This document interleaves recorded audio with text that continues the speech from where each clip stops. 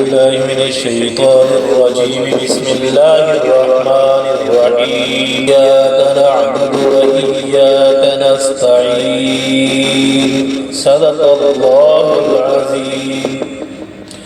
آج کا ہمارا موضوع ہے میرے دوستوں بھائیوں کہ جنات بھی جنت میں داخل ہوں گے کہ نہیں۔ جناب مسلمان جنات کی جزا میں اختلاف ہے، آیا یہ جنت میں جائیں گے کہ نہیں، جنت کا داخلہ ان کو ملے گا یا نہیں۔ اس میں جمہور علماء کے نزدیک مسلمان جنات جنت میں جائیں گے۔ حضرت سید ضحاک رحمہ اللہ فرماتے ہیں جن جنت میں داخل ہوں گے کھائیں گے اور پئیں گے بھی۔ حضرت سیدنا ابن عباس رضی اللہ عنہ سے مروی ہے کہ مخلوق کی چار اقسام ہیں، مخلوق کی چار اقسام ہیں۔ وہ مخلوق جو تمام کی تمام جنت میں داخل ہوگی۔ نمبر دو، دوسری وہ مخلوق ہوگی جو تمام کی تمام جہنم میں داخل ہوگی۔ تمام کی تمام جنت میں جانے والے تو فرشتے ہیں، یہ تو ظاہر ہے، اور جو تمام کے تمام جہنت میں جائیں گے وہ شیاطین ہوں گے۔ باقی تیسری قسم وہ ہے جو جنت میں بھی جائیں گے اور جہنم میں بھی داخل ہوں گے۔ وہ کون ہیں؟ وہ جن و انس ہیں، وہ جن و انس ہیں۔ انہیں نیکیاں کرنے پر ثواب ملے گا اور کفر و شرک کرنے پر عقاب سزا بھی ملے گی۔ بعض علماء کے نزدیک جنات جنت میں کھائیں گے اور پئیں گے، لیکن بعض علماء کے نزدیک نہ کھائیں گے نہ پئیں گے، بلکہ ان کو تسبیحات دی جائیں گی اور اذکار الہام کیے جائیں گے جن سے وہ ایسی لذت پائیں گے جیسی لذت اہل جنت کو کھانے پینے سے ہے۔ لیکن بعض علماء کے نزدیک وہ جنت میں داخل نہیں ہوں گے بلکہ جنت کے گرد و نواح میں رہیں گے، آس پاس میں رہیں گے۔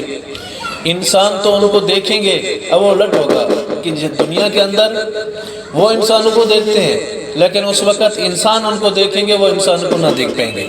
جیسے ہم اب نہیں دیکھ پاتے وہ ہمیں دیکھتے ہیں، تو وہاں بھی ایسے ہوگا کہ وہ جنت کے ارد گرد میں رہیں گے، نواح میں رہیں گے، لیکن وہ ہمیں دیکھ نہیں پائیں گے لیکن انسان ان کو دیکھ پائیں گے۔ تیسرا قول یہ ہے کہ جنت میں آراف میں رہیں گے۔ جنت میں ایک جگہ ہے آراف کی، وہاں آراف میں رہیں گے۔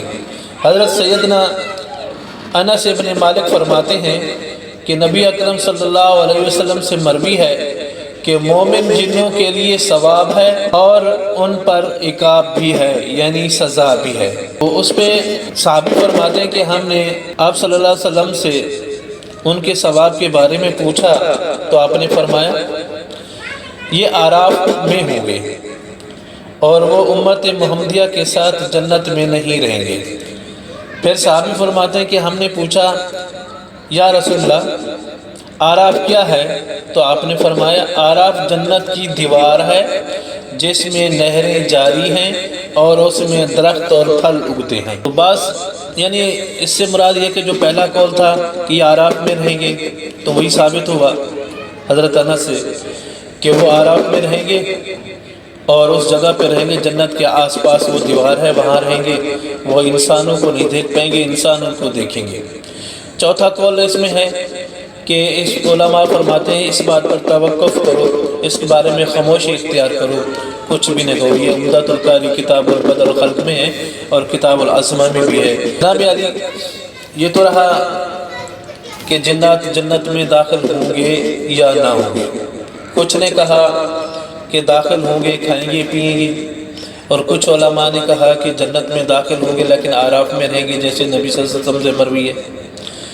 اور بعض علماء کا قول ہے کہ اس بارے میں خاموشی اختیار کریں، ضرورت نہیں ہے اس بات کو چھیڑنے کی۔ میں آپ کو آخر میں آیت کے بارے میں بتاتا ہوں، اگر وہ آیت کا آپ مستقل ورد کرتے رہیں، تسبیح پڑھتے رہیں، تو انشاءاللہ وہ ایسی آیت ہے کہ ایسی شیطانی چیزوں کو تو تڑپا کے رکھ دیتی ہے۔ وہ ہے سلام علی نوح فی العالمین، سلام علی نوح فی العالمین۔ اس آیت کے بارے میں ہے کہ اگر اس کو پڑھتے رہیں تو یہ خبیث چیزیں یعنی جادو، سحر، سحری، جنات، اس کا بالکل اثر نہیں ہوتا، ختم ہو جاتا ہے، اگر ہو بھی صحیح تو ٹوٹ جاتا ہے، ختم ہو جاتا ہے، اور خاص کر جنات کو تو یہ تڑپا کے رکھ دے گی۔ انشاءاللہ مجھے امید ہے کہ آپ اس آیت کو یاد کر لیں گے اور سنتے بھی رہیں گے اور پڑھتے رہیں گے۔